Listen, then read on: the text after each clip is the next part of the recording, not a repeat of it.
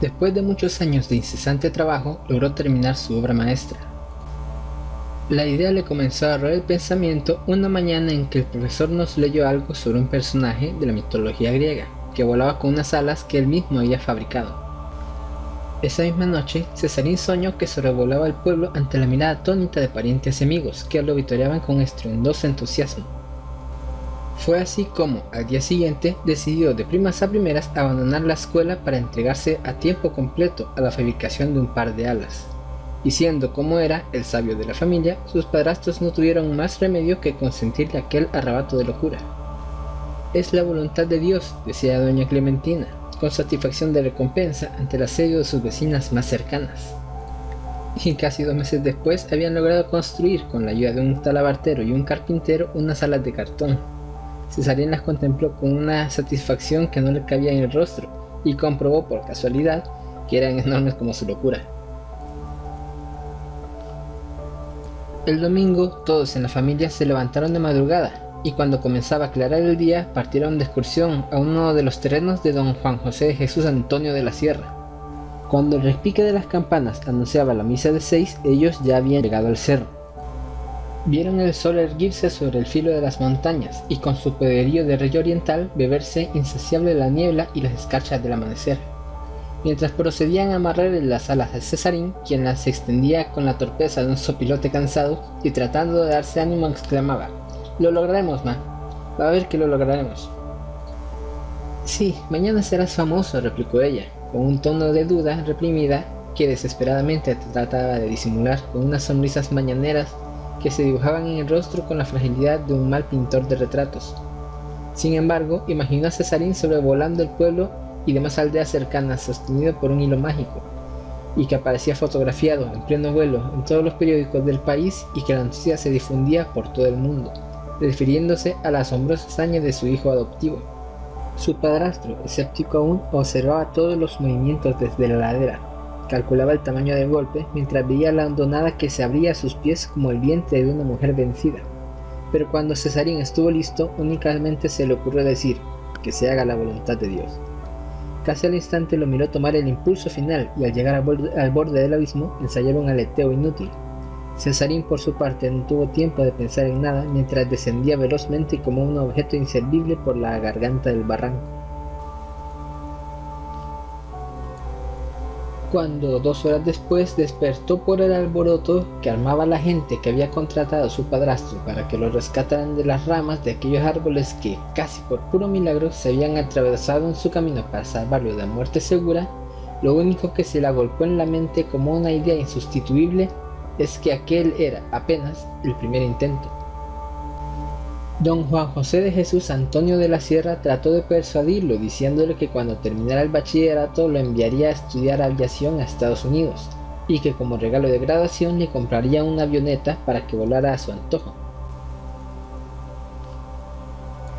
Todo el mundo creyó que con semejante ofrecimiento Cesarín desistiría, pero no había terminado de recuperarse de sus múltiples magulladuras cuando volvió a emprender un nuevo proyecto, que no necesariamente tiene por qué ser audaz, como dicen los periodistas.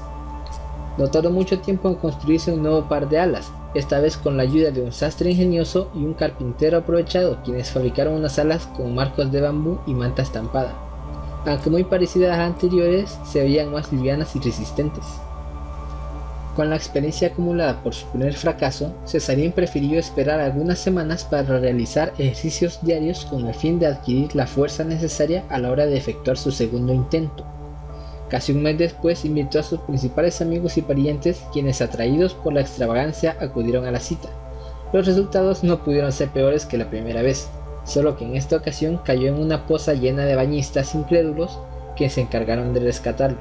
Casi todos creían, según lo confesaron horas después, que se trataba de un ángel moribundo, pero pronto descubrieron el rostro insustituible de Cesarín, que únicamente reflejaba unas terribles y reprimidas ganas de volar. Una madrugada despertó sobresaltado y dando saltos de alegría, con los cuales contagió a sus hermanos menores y finalmente a toda la familia, incluidos los vecinos más cercanos, quienes se levantaron creyendo que se trataba de un incendio. El alboroto, sin embargo, se debía a una idea genial, según el calificativo que él mismo le había otorgado. Su madre, como siempre, optó por complacerlo en todo y medio para que su marido cediera ante los planes de Cesarín.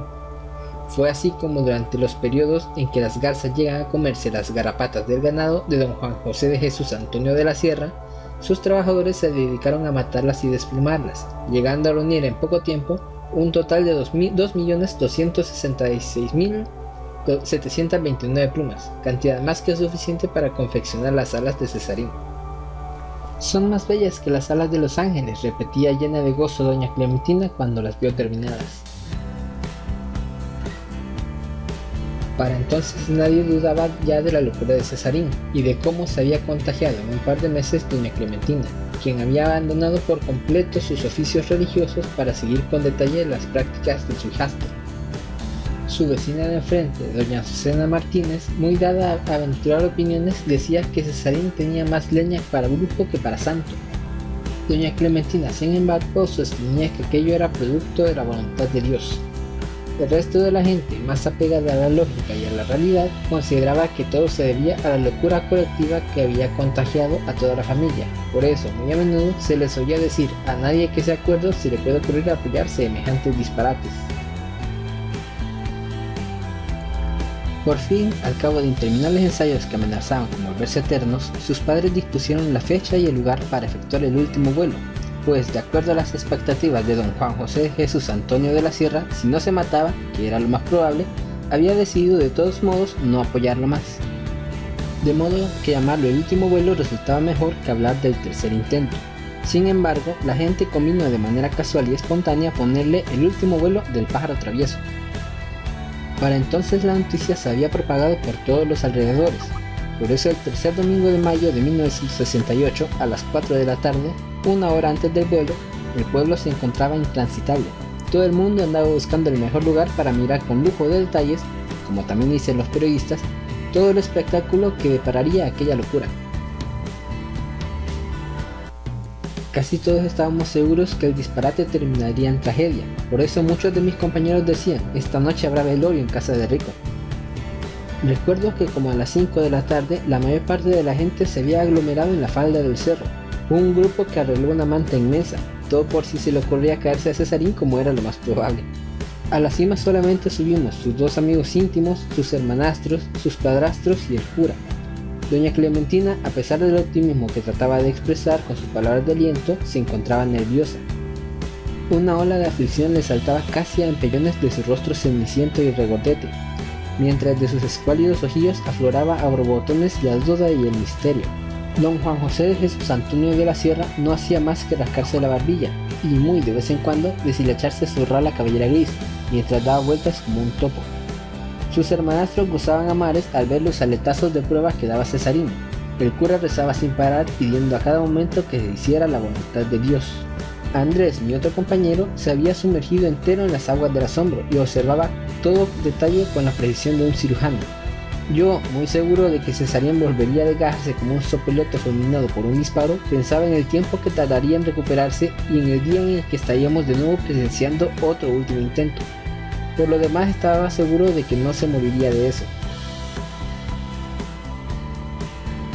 A las 5 de la tarde, como se había previsto, Cesarín inició su recorrido desde unos 50 metros antes del abismo. Hacía un viento favorable que arrastraba una amarilla nube de polen. La tarde seguía despejada y fresca. El sol se veía casi hundiéndose sobre las montañas más altas y casi unos 50 metros más abajo, la gente aglomerada que al ver a Cesarín tomar el impulso final guardó silencio, que en este caso no tenía por qué ser sepulcral. A los primeros pasos tuvo un resbalón que casi lo hizo caer, pero supo mantener el equilibrio. Sudaba de una manera que parecía que sobre la cara le había caído una lluvia repentina y miraba fijamente hacia adelante, no hacia el suelo, sino hacia adelante, tal vez a los pájaros, una manada de pericos, recuerdo, que en ese momento cruzaban con su ignorancia a cuestas. Apenas faltarían unos 15 pasos para alcanzar el borde cuando lo vi dar un segundo resbalón, menos brusco que el primero. Su madre se había tapado el rostro, el cura dejó escapar un pujido y sus hermanastros, que habían comenzado a correr en dirección contraria, estuvieron a punto de cortar el paso. Pero ante el grito inesperado de su padre se detuvieron a unos pasos de Cesarín, que en ese momento extendía sus alas y se precipitaba al vacío. Todo el mundo enmudeció al verlo dar unos torpes aletazos de pájaro tierno que se fueron haciendo cada vez más intensos y rítmicos. Doña Clementina, que se había acercado al borde para ver la caída, cuando comprobó que todo el mundo tenía la vista puesta en el cielo, saltó gritando como loca: ¡Lo logró! ¡Lo logró! Aquella noche, si bien no hubo velorio en casa de Rico, hubo un carnaval en todo el pueblo, y cada quien comentó a su manera el increíble suceso. Doña Clementina, que no salía de su asombro, seguía repitiendo a todo el mundo: ¡Lo logró! ¡Lo logró! Y ustedes que decían que yo estaba loca porque lo apoyaba. Una semana después, Cesarín no había regresado aún. Algunas personas, entre ellas el cura, sostenían que se había convertido en ángel y que ya estaría tocando las puertas de San Pedro. Los más incrédulos, que seguramente se encontraban en algún pueblo cercano divirtiendo a la gente o muerto en alguna hondonada. Doña Azucena Martínez, por su parte, se limitó a decir: bien decía yo que Cesarín tenía más leña para grupo que para santo.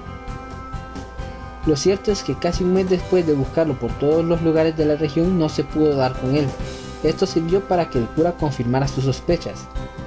Para entonces, doña Clementina había comenzado a prepararse unas alas, solo que con plumas de sopilote por la escasez de gasas, para irse en busca de Cesarín.